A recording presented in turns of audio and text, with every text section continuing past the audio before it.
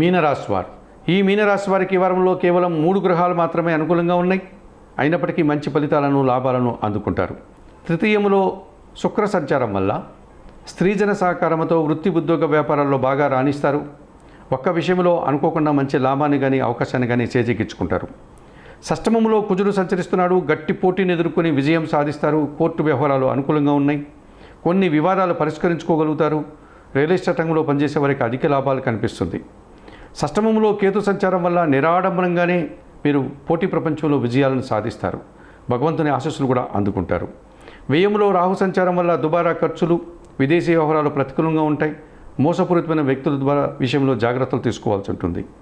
పంచమంలో బుధ సంచారం వల్ల మీ ఆలోచనలు కొన్ని కలిసి రావు. వ్యాపార సంబంధమైనటువంటి అసౌకర్యాలను ఎదుర్కోక తప్పదనిపిస్తుంది.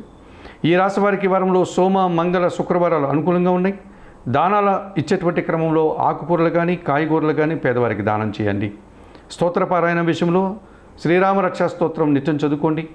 ఆలయ సందర్శన కార్యక్రమంలో భాగంగా మీనరాశి వారు సీతారామచంద్రమూర్తి ఆలయానికి వెళ్ళి స్వామివారిని, అమ్మవారిని దర్శించి నమస్కరించుకోవడం వల్ల సంతోషంగా, ప్రశాంతంగా ఉండగలుగుతారు.